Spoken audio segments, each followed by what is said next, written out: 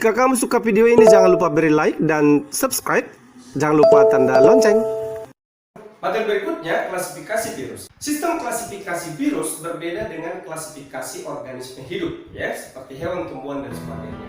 Bahwasanya, pengklasifikasian dan penamaan virus sudah dirintis sejak tahun 1966 oleh International Committee on Taxonomy of Viruses atau ICTV. Oleh ICTV, bahwasanya klasifikasi virus itu hanya 4 untuk urutan takson, yang dimulai dari ordo, nanti berakhiran ales, kemudian famili berakhiran idae, lalu genusnya nanti berakhiran virus, ya kan? Sehingga coronavirus berarti genusnya, gitu ya.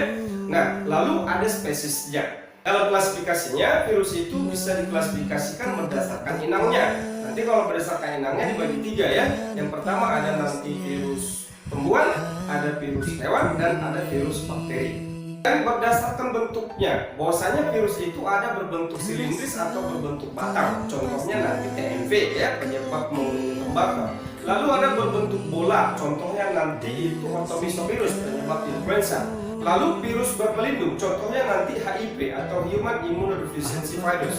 Lalu ada yang berbentuk polyhedral, contohnya nanti adenovirus. Kemudian ada bentuk kompleks atau virus kompleks, contohnya nanti adalah bakteriofag, yaitu virus yang menginfeksi bakteri.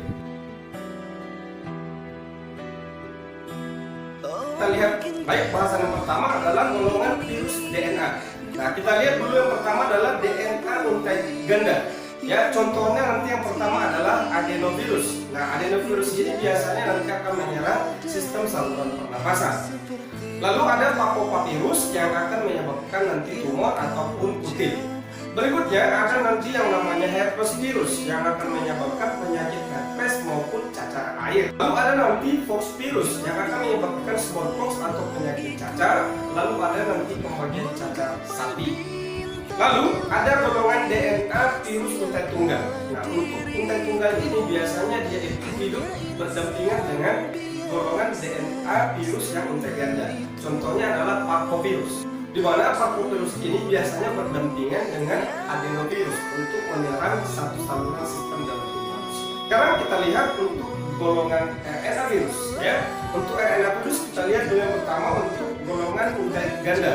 Nanti contohnya reovirus, di mana reovirus ini nanti dia akan menyebabkan penyakit diare. Namun diare itu juga bisa disebabkan oleh bakteri. Kemudian untuk tipe RNA yang untai tunggal, contohnya adalah bicoronavirus. Nanti akan menyebabkan penyakit hepatitis tipe A. Lalu demam, ya. Kemudian ada coronavirus. Coronavirus ini yang menyerang saluran pernapasan. Contoh coronavirus 19 ya, atau COVID-19. Kemudian ada SARS ya. Kemudian ada poliovirus yang akan menyebabkan polio ya, atau kelumpuhan bagian alat gerak. Kemudian ada golongan flapovirus. Flapovirus itu nanti akan menyebabkan penyakit DBD ya, atau demam berdarah dengue ya. Kemudian ada penderita hepatitis tipe C. Kemudian golongan togavirus yang nanti menyebabkan penyakit rubella. Kemudian nanti ada golongan filovirus yang akan menyebabkan penyakit Ebola. Lalu ada jenis rhabdovirus, nanti itu penyakit rabies ya. Nanti ada perantaranya hewan ya, hewan peliharaan biasanya. Lalu ada golongan paramyxovirus yang akan menyebabkan penyakit campak ataupun gondongan. Berikut orthomyxovirus yang akan menyebabkan influenza. Kemudian ada retrovirus, di mana golongan retrovirus ini memiliki enzim khusus, yaitu enzim transkripsi balik yang dapat mensintesis protein RNA dari DNA. Contohnya nanti itu HIV yang menyerang sistem kekebalan tubuh, menyebabkan penyakit AIDS. Kemudian ada nanti yang menyebabkan penyakit leukemia.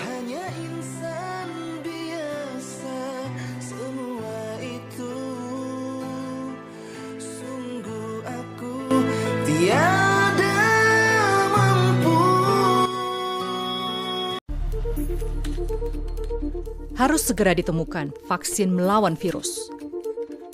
Biasanya perlu beberapa tahun untuk mengembangkan vaksin, tetapi karena waktu mendesak, 6 fase penting untuk pengembangan vaksin harus diselesaikan dalam beberapa bulan.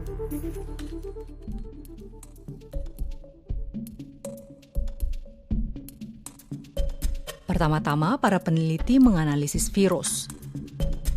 Dari komponen virus dan zat tambahan lain dikembangkan bahan yang berpeluang jadi vaksin. Langkah ketiga, bahan tersebut diuji pada binatang. Keempat, pada manusia. Lalu substansi vaksin harus disetujui pihak berwenang sebelum akhirnya diproduksi secara massal. Saat ini lebih dari 70 proyek penelitian vaksin sedang dilakukan para ilmuwan dengan mengikuti tahapan ini secepat mungkin. Beberapa penelitian sudah berada dalam fase keempat sehingga mereka sudah bisa menguji vaksin kepada para sukarelawan. Tapi para pakar mengantisipasi vaksin yang bisa tersedia di pasaran akan memakan waktu setidaknya 1 tahun. Para peneliti melakukan berbagai cara.